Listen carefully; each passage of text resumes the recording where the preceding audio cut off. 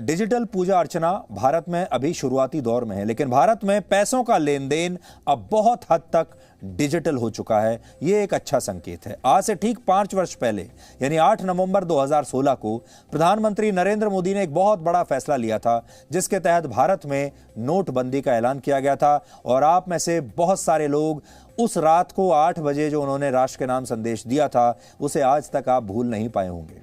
उस दिन वो टीवी पर आए थे और उन्होंने कहा कि आज से 500 और 1000 रुपए के नोट बंद हो रहे हैं, और शायद उनका वो राष्ट्र के नाम संदेश देश के लोग आज तक नहीं भूले होंगे। इसके बदले में 2000 और 500 रुपए के नए नोट बाजार में लाए गए थे, और इसका मकसद काला धन और भ्रष्टाचार को कम करना था। अब भारत में 10 रुपए, 20 रुपए, 50 रुपए, 100, 500 और 2000 रुपए के नोट चलन में हैं आजकल। और नोटबंदी के दौरान जो 500 और 1000 के नोट वापस लिए गए थे, उनकी जो कीमत थी वो 15.5 लाख करोड़ रुपए के बराबर थी। उस समय भारत में कुल जितनी करेंसी सर्कुलेशन में थी, ये जो नोट थे, ये उसका 86% था। लेकिन क्या आपको पता है कि अमेरिका, चीन और जर्मनी जैसे देशों में बड़े नहीं बल्कि छोटे नोटों को ज्यादा प्राथमिकता दी जाती है। इसलिए आज हम देश की सरकार के सामने एक छोटा सा और बड़ा आसान सा सुझाव रखना चाहते हैं, और इस सुझाव के बाद हमें ऐसा लगता है कि भ्रष्टाचार आ सकती है और ब्लैक मनी में भी कमी आ सकती है। अमेरिका में सबसे बड़ा जो नोट चलन में है वो है $100 का। आप में से जो लोग अमेरिका गए होंगे उन्हें इस बात के बारे में पता होगा। $100 का सबसे बड़ा नोट है। इसी तरह चीन में सबसे बड़ा नोट जो है वो 100 युआन का है। जर्मनी में सबसे बड़ा नोट 500 यूरो का है। लेकिन अब यूरोप का सेंट्रल बैंक इस 500 यूरो के नोट को भी बाजार से बाहर करने की तैयारी कर रहा है, क्योंकि पिछले कुछ वर्षों में यूरोप में जितने भी आतंकवादी हमले हुए हैं, उनकी फंडिंग में ज्यादातर 500 यूरो के इन्हीं नोटों का इस्तेमाल हुआ था। इसलिए कई बार यूरोप में 500 के नोट को बिन लादेन नोट भी कहकर पुकारा जाता है। असल में होता यह है कि जितना बड़ा नोट सर्कुलेशन में होता है, उसके दम पर भ्रष्टाचार करना और आतंकवाद फैलाना भी उतना ही आसान हो जाता है। उदाहरण के लिए, अगर किसी के पास 1 करोड़ रुपए नकद रखे हैं, कैश, और सभी नोट 50-50 रुपए के हैं, तो उसे 2 लाख नोट अपने पास रखने होंगे। आप अंदाजा लगाइए, आपको 2 लाख नोट रखने पड़ेंगे अगर आपको 1 करोड़ कैश रखना है। अब अगर ये ब्लैक का पैसा है तो इसे छुपाना आसान नहीं होगा। 2 लाख नोटों को कहां छुपाएंगे? अगर कैश आपके पास 50-50 रुपए में नहीं बल्कि 100-100 रुपए के नोटों के रूप में है, तो इन नोटों की कुल संख्या होगी 1 लाख। लेकिन अगर सभी नोट 2000 रुपए के हैं तो सिर्फ 5000 नोट रखने से ही काम चल जाएगा। जितना बड़ा नोट होता है उसे कैश के रूप में छिपा कर रखना उतना ही आसान हो जाता है, क्योंकि उसका वॉल्यूम कम होता चला जाता है। आपको कम नोट रखने पड़ते हैं। भारत में इस समय 50 रुपए के 19 अरब 5 करोड़ नोट चलन में हैं। 100 रुपए के 10 अरब 95 करोड़ नोट चलन में हैं, और 2000 रुपए के 2 अरब 45 करोड़ नोट इस समय हमारे देश में अलग अलग जगह सर्कुलेशन में हैं। बड़े नोटों की वजह से लोग टैक्स चोरी करते हैं, वित्तीय अपराध होते हैं, ड्रग तस्करी में इनका इस्तेमाल होता है, आतंकवादियों की फंडिंग की जाती है, और सबसे बड़ी बात यह कि इससे काले धन को जमा करना बहुत आसान हो जाता है। जबकि छोटे नोट रोजमर्रा की जरूरतों के लिए बहुत अहम हो जाते हैं। इससे लेन देन में ज्यादा पारदर्शिता आती है, छोटे ट्रांजैक्शंस आसानी से किए जा सकते हैं। ग्रामीण क्षेत्रों की अर्थव्यवस्था ज्यादातर छोटे नोटों पर ही निर्भर होती है। इसे काले धन के रूप में जमा करना भी आसान नहीं होता, और अगर छोटे नोट कट फट भी जाएं या नष्ट भी हो जाएं या खो भी जाएं, तो बड़े नोटों के मुकाबले नुकसान कम होता है। यानी अगर आम आदमी से आप पूछें, हमारे देश का जो मिडिल क्लास परिवार है या जो निम्न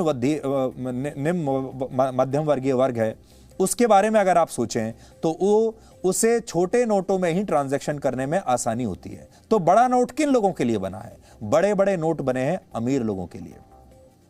लेकिन नोटबंदी का एक बड़ा फायदा यह हुआ कि अब भारत में लोग पहले के मुकाबले ज्यादा टैक्स दे रहे हैं, क्योंकि पहले टैक्स की चोरी होती थी, टैक्स चोरी के मामलों में सजा होने की दर अब 6 गुना बढ़ गई है। इसके अलावा नोटबंदी के बाद से भारत में डिजिटल ट्रांजैक्शंस का एक बहुत मजबूत इंफ्रास्ट्रक्चर तैयार हो चुका है। इस साल सिर्फ अक्टूबर के महीने में ही 7.5 लाख करोड़ रुपए से ज्यादा की यूपीआई पेमेंट्स की गई हैं। हार्वर्ड यूनिवर्सिटी की एक रिपोर्ट के मुताबिक ई कॉमर्स प्लेटफॉर्म्स पर डिजिटल ट्रांजैक्शन करने वालों की संख्या में बहुत इजाफा हुआ है भारत में, और ये लोग कैश पेमेंट करने वालों के मुकाबले एक बार खरीदा गया सामान कम वापस करते हैं। इसके अलावा नोटबंदी के बाद से बाजार में नकली नोटों का चलन हर साल कम हुआ है।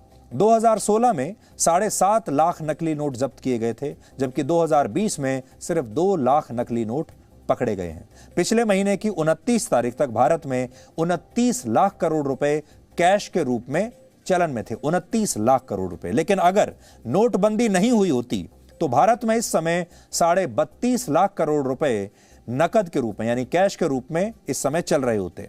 वर्ष 2016 में नोटबंदी से पहले भारत में 17.5 लाख करोड़ रुपए कैश के रूप में चलन में थे। आज इस बारे में हमने कुछ विशेषज्ञों से बात की। वो भारतीय अर्थव्यवस्था के इस बदलते स्वरूप पर क्या कहते हैं, आपको भी आज सुनना चाहिए। जो डे टू डे ट्रांजैक्शंस होती हैं, जो हम रोज़मर्रा की ट्रांजैक्शंस करते हैं, डेली कंजम्पशन आइटम्स की करते हैं, वो बल्क परचेज जनरली हिंदुस्तान में नहीं होता है।